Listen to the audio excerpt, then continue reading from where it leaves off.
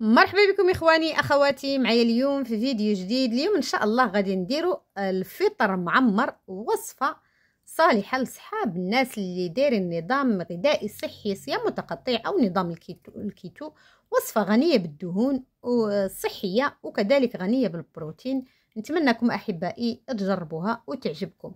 غادي نحتاج في البدايه مقلاة اللي غادي ندير فيها 3 ضريسات ديال الثومه، ملعقه من الزبدة الحيوانية نوعية جيدة، غادي نشحرها مزيان حتى كتحمر شوية، ومن بعد غادي نضيف ليها 200 غرام ديال اللحم المفروم اللي غادي نخليه يتشحر حتى هو، وغادي نضيف له من بعد ثوم بودرة، فلفل حار، قليل من المعدنوس والملح.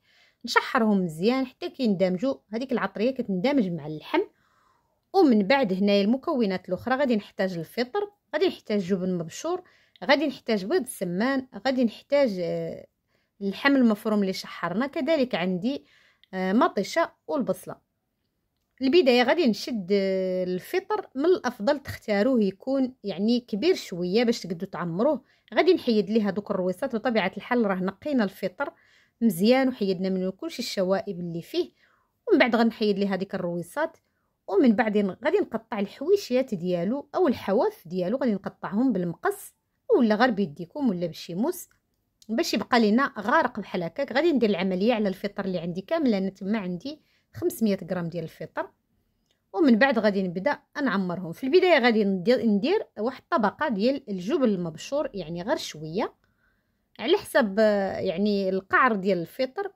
نديروا شويه الجبن، وغادي نمشيو بنفس الطريقه حتى كنعمروا القطع اللي عندنا كاملين. ومن بعد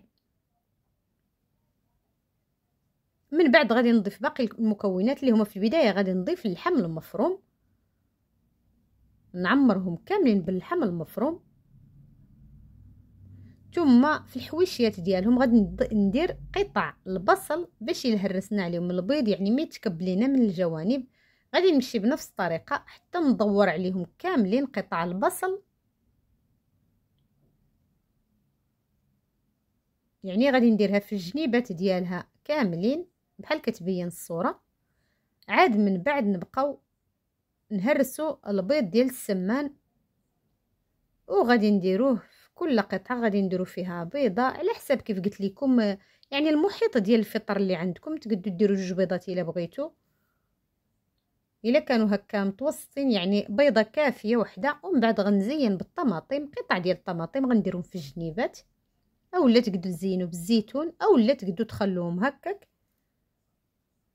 وغادي ندير ليهم كذلك القليل من البازيليكوم او الحبق اليابس، غادي نديرو من الفوق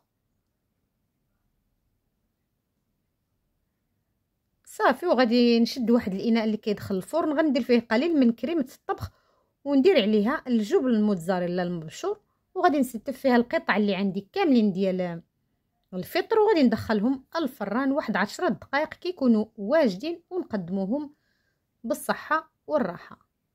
صافي هنايا الفران كنشعلوه من الفوق ومن التحت على 180 درجه حتى ل 200 درجه، كنبقاو نراقبوهم لان تقريبا المكونات عندي كاملين طايبين. صافي يطيب هذاك البيض وكيتحمر شويه لي شامبينيون ديالنا، وصافي كنقدموهم بهذا الشكل كيجو رائعين، والمذاق ديالهم لذيذ، ووصفه صحيه 100%. نتمنىكم احبائي تجربوها وتستمتعوا بها مع وليداتكم الا كيبغوا حتى هما الفطر. دمتم في رعايه الله، والى فيديو قادم بحول الله. الى اللقاء.